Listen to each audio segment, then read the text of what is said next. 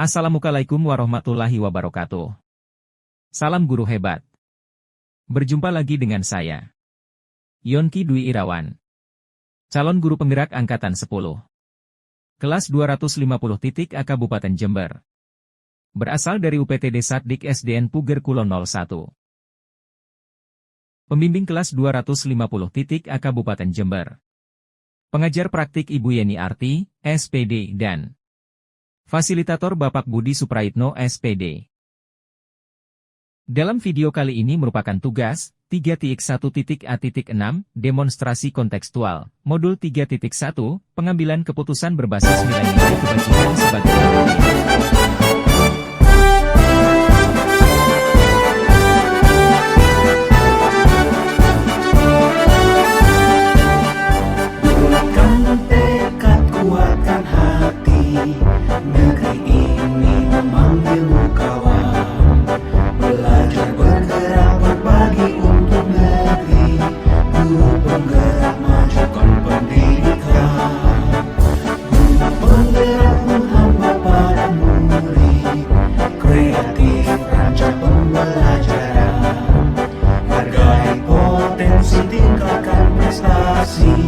lahirkan profil pelajar Pancasila, belajar bergerak berbagi untuk negeri, kita menjalin kolaborasi.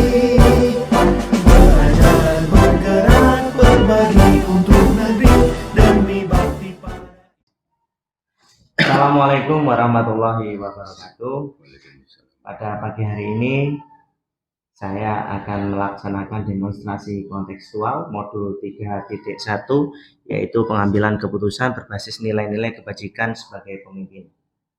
Dalam Bapak Kepala Sekolah yang pertama yaitu Bapak Kepala Sekolah saya di SDN Puger Kulon 1 dengan Bapak Sunardi SPD MPD. Assalamualaikum Bapak. Waalaikumsalam warahmatullahi wabarakatuh. Terima kasih Bapak. Mohon maaf mengganggu waktunya pada pagi hari ini. Saya hanya melaksanakan tugas sebagai calon guru penggerak angkatan 10 di Kabupaten Jember, yaitu melaksanakan demonstrasi kontekstual 3.1, di mana nanti ada beberapa pertanyaan yang akan saya ajukan Bapak. Mohon bantuannya untuk bisa memberikan masukan dan gambaran pada saya. Begini Bapak, yang pertama yaitu bagaimana biasanya Bapak mengenali situasi yang dapat dianggap sebagai dilema etika atau bujukan moral dalam konteks sekolah di SD kita Bapak? Begini, yang pertama-tama yang jelas kita akan mengidentifikasi suatu permasalahan.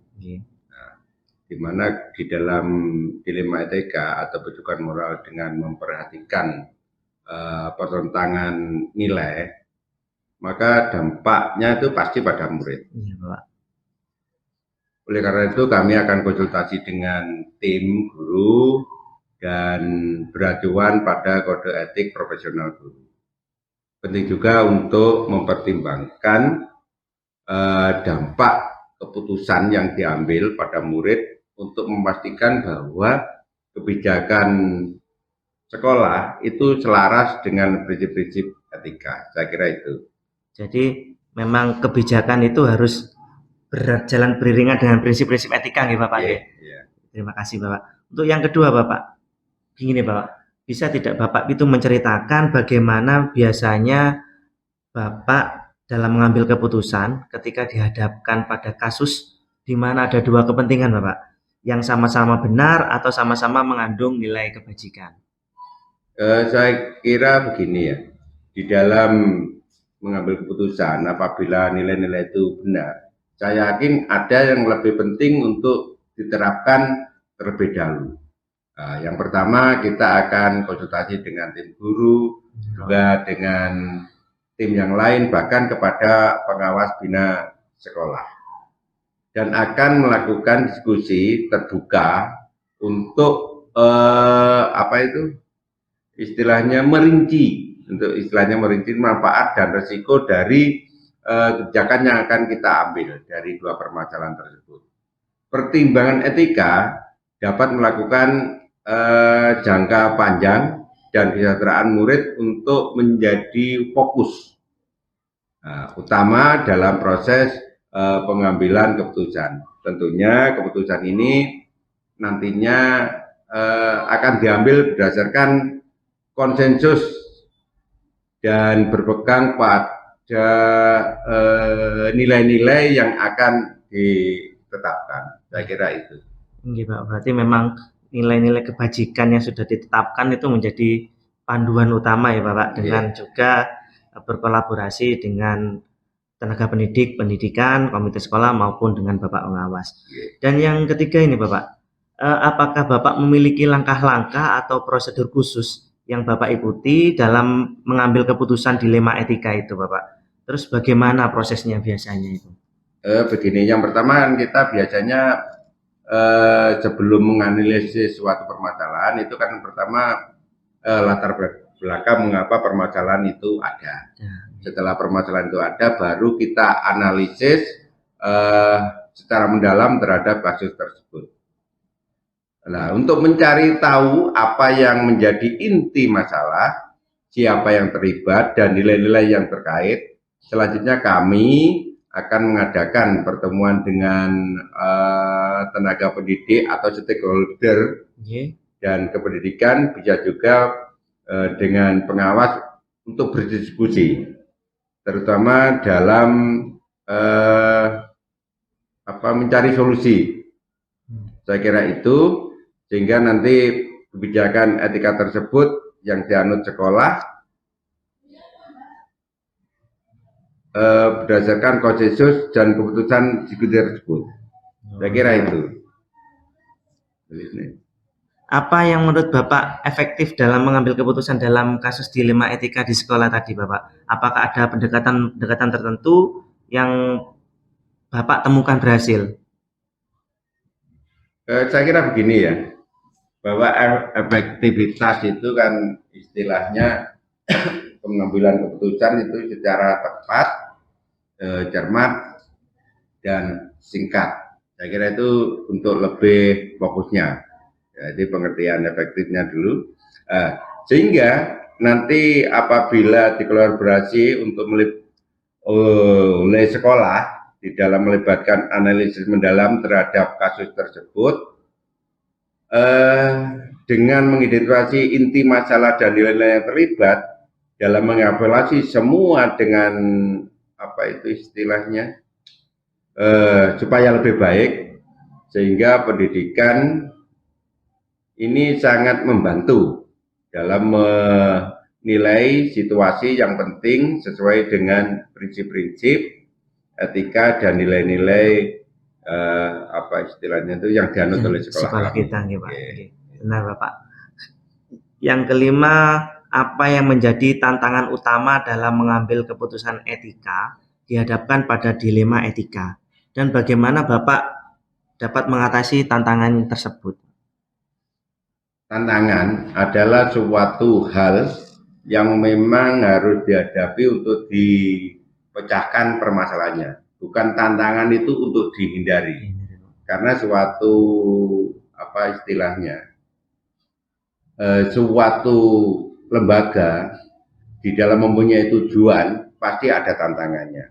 Nah, berkaitan dengan tantangan itu, tantangan utamanya adalah menghadapi tekanan waktu dan ekspektasi yang tinggi. Nah, di dalam menghadapi tantangan tersebut, kami berusaha mengatasi istilahnya tantangan ini dengan melakukan evaluasi yang cermat. Evaluasi cermat, jadi setelah masalah itu yang di atas tadi sudah dipecahkan, ternyata masih ada tantangan, jadi pemecahan itu tetap kita evaluasi yang cermat dan berfokus pada prinsip-prinsip, sekali lagi prinsip-prinsip etika itu tetap dijunjung tinggi yang berlaku di sekolah kita ini. Jadi kami akan berusaha menjaga komunikasi yang kuat dengan semua stakeholder atau pemangku kepentingan, baik itu komite maupun dewan guru maupun pengawas, wali murid, paguyuban, di sini juga ada paguyuban, sehingga menghindari konflik yang terjadi. Saya kira itu. Jadi untuk memang menghindari konflik-konflik yang tidak perlu, itu perlu adanya komunikasi yang kuat ya Bapak. Dan yang keenam gini Bapak, apakah Bapak memiliki jadwal atau tatkala ada suatu kasus untuk menyelesaikan itu Bapak? Dan apakah Bapak cenderung menyelesaikan segera atau ada prosedur tertentu yang mungkin Bapak ikuti? Saya kira untuk masalah penjadwalan itu kami itu tidak akan melakukan penjadwalan, sebab kasus itu biasanya terjadi insidental. Nah, oleh karena itu kami tetap istilahnya setelah terjadi kasus akan kami selesaikan secara cepat sehingga nanti supaya tidak terulang lagi kasus tersebut, dan kami akan istilahnya di dalam mengevaluasi itu kami akan memberi saran kepada semua stakeholder, khususnya kepada teman-teman guru dan tenaga pendidikan yang ada di sekolah kami, supaya hal-hal tersebut tidak akan terjadi lagi. Terus nomor 7 Bapak, adakah seseorang atau faktor-faktor yang biasanya membantu atau mempermudah Bapak dalam proses pengambilan keputusan dalam kasus dilema etika di sekolah kita Bapak? Saya kira tidak hanya pada seseorang tertentu. Yang jelas kami sebagai kepala sekolah akan mengayomi dan bekerja sama kepada semua istilahnya guru dan tenaga pendidikan untuk berkoordinasi tentang bagaimana cara-cara menangani masalah. Jadi kami tidak akan bertumpu pada seorang yang membantu, tapi semua stakeholder, baik itu guru dan istilahnya tenaga pendidikan, komite maupun pengawas serta wali murid. Apabila itu memang diperlukan, kami akan ajak untuk berembuk membantu di dalam menyelesaikan masalah. Terima kasih Bapak. Dan yang terakhir ini Bapak, dari pengalaman Bapak dalam menghadapi dilema etika, apa pembelajaran utama yang telah Bapak peroleh? Dan bagaimana pengalaman ini mempengaruhi pendekatan Bapak dalam mengambil keputusan tentunya untuk di masa depan? Begini, sekali lagi di dalam hal-hal seperti itu, komunikasi itu lebih penting. Nah, komunikasi itu lebih penting di dalam memecahkan semua hal-hal. Jadi kami berprinsip bahwasanya apapun yang terjadi di sekolah, apapun masalah etika atau masalah yang lain, kami tetap akan berkomunikasi dan bekerjasama dengan pendukung semua perangkat yang ada, itu yaitu stakeholder, sehingga kami nantinya akan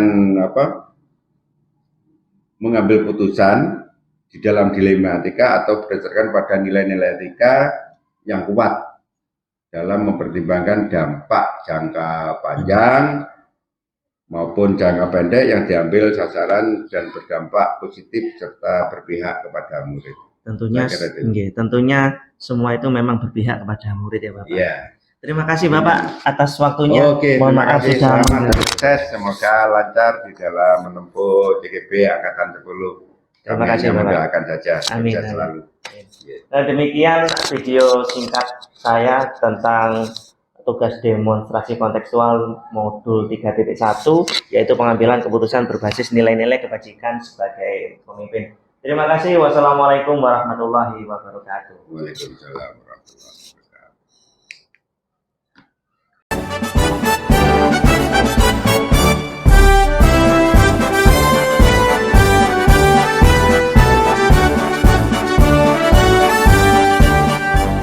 Buatkan tekad, kuatkan hati, negeri ini memanggilmu kawan. Belajar bergerak berbagi untuk negeri, guru penggerak majukan pendidikan. Guru penggerak menghamba pada murid, kreatif rancang pembelajaran, hargai potensi tingkatkan. Assalamualaikum warahmatullahi wabarakatuh. Saya Irawan, calon guru penggerak angkatan 10 Kasih Kabupaten Jember. Pada pagi hari ini, di hari yang kedua, wawancara dengan pimpinan dari sekolah lain, yaitu dengan Ibu Handayani dari SDN Kasihan 4. Selamat pagi Bu. Selamat pagi Pak Yongki Dwi Irawan. Mohon maaf mau mengganggu waktunya pada pagi hari ini, Bu. Inggih monggo. Kebetulan saya harus mengerjakan tugas demonstrasi kontekstual modul 3.1, yaitu pengambilan keputusan berbasis nilai-nilai kebajikan sebagai pemimpin. Ada beberapa poin yang akan saya tanyakan kepada Ibu. Mohon juga saya juga dibantu untuk informasinya sebagai pengalaman bagi saya.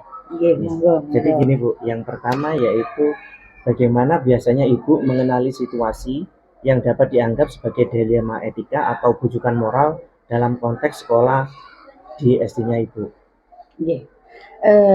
Untuk di SD kami ini, dalam mengenali situasi dilema etika atau bujukan moral di sekolah, yaitu kami akan mengamati konflik nilainya terlebih dahulu, ketidakpastian dalam pengambilan keputusan, pertimbangan moral, dan melalui proses refleksi yang rutin. Dan tidak kalah pentingnya untuk memastikan bahwa keputusan yang diambil selaras dengan nilai-nilai etika dan juga moral yang berlaku di dalam lembaga kami ini. Jadi penting memastikan dulu ya Bu ya, keputusan itu harus selaras dengan nilai-nilai atau etika moral yang ada di lembaga. Iya, betul sekali. Terus gini Bu, yang kedua, bisa tidak Ibu ceritakan bagaimana Ibu biasanya mengambil keputusan ketika dihadapkan pada kasus di mana ada dua kepentingan yang sama-sama benar atau sama-sama mengandung nilai kebajikan?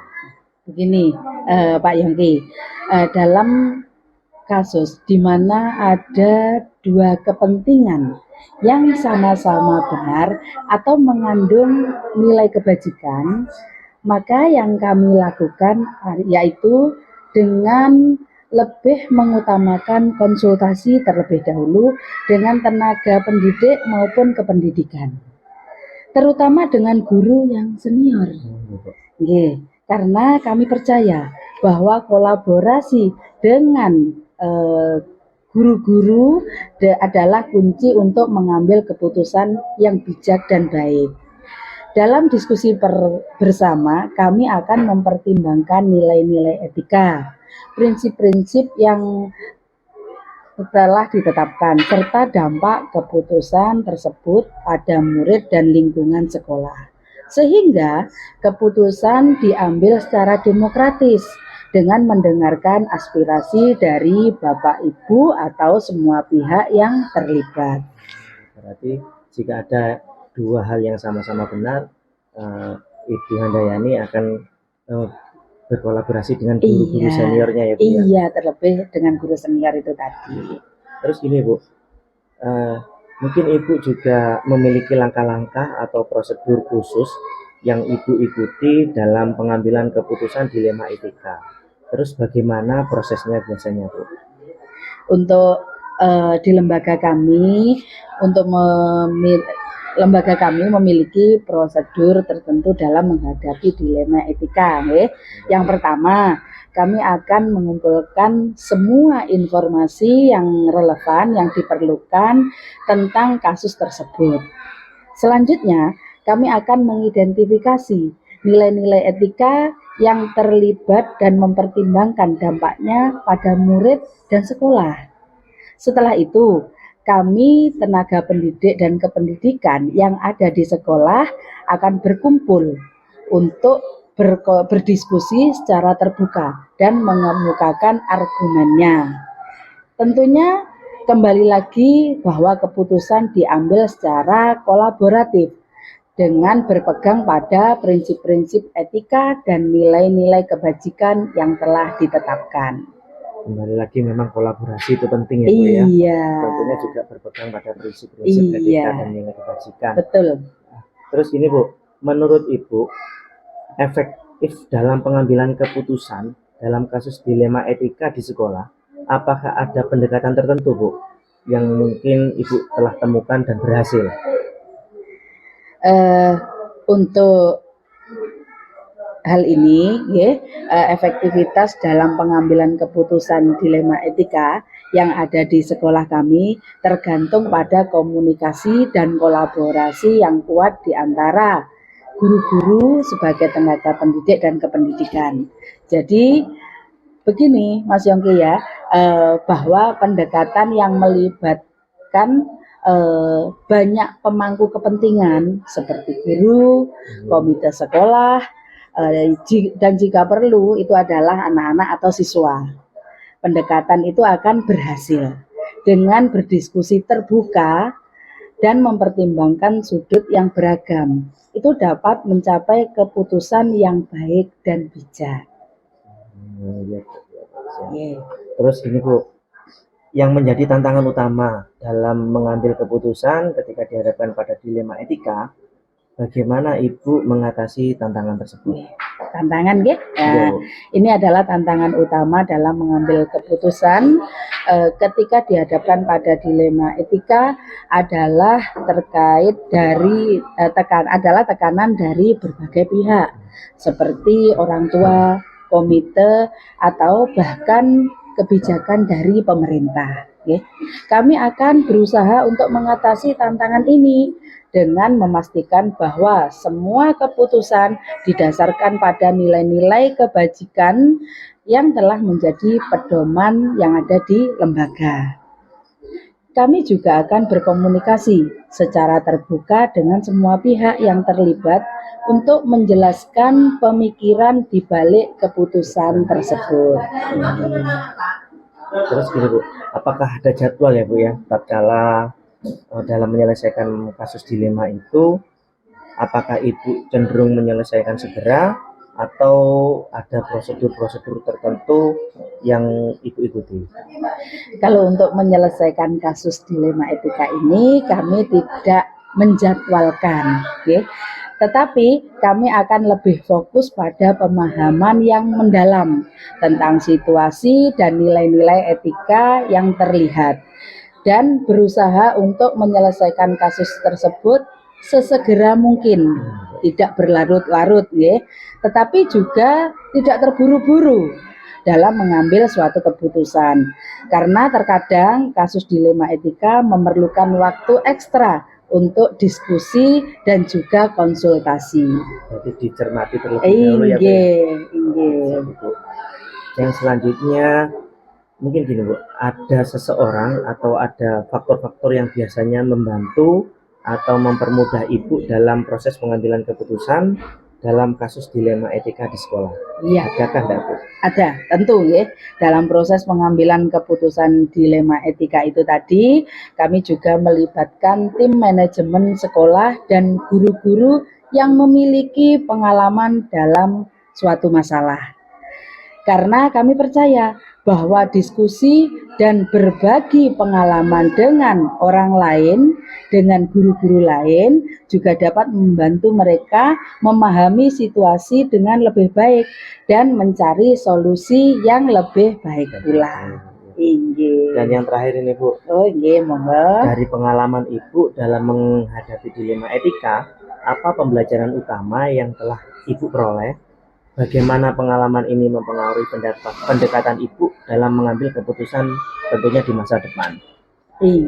Pengalaman untuk pengalaman dalam menghadapi dilema etika ini telah mengajarkan pentingnya mempertimbangkan nilai-nilai kebajikan dan dampaknya pada murid. Pembelajaran utama yang kami peroleh adalah bahwa dalam mengambil suatu keputusan harus selalu berfokus pada kepentingan murid dan menciptakan lingkungan yang aman, nyaman, dan positif bagi mereka. Pengalaman ini telah mempengaruhi pendekatannya dalam mengambil keputusan nantinya di masa depan, di mana nilai-nilai kebajikan akan menjadi panduan utamanya. Terima kasih Bu sudah berkenan menjawab dari apa yang menjadi pertanyaan bagi saya. Saya mohon maaf karena telah mengganggu waktunya. Sama-sama Pak Yongki, sama-sama. Terima kasih. Demikian video wawancara narasumber kedua di hari kedua bersama Ibu Handayani dari SMK 4. Assalamualaikum warahmatullahi wabarakatuh. Waalaikumsalam warahmatullahi wabarakatuh.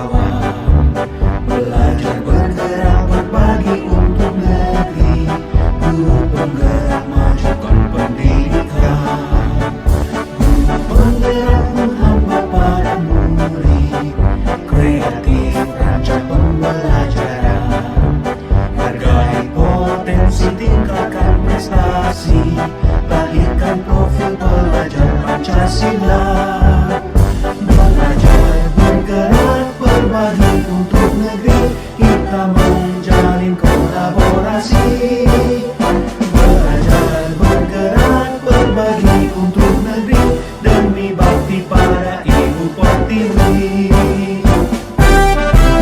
Terima kasih. Salam guru penggerak. Tergerak. Bergerak. Menggerakkan. Wassalamualaikum warahmatullahi wabarakatuh.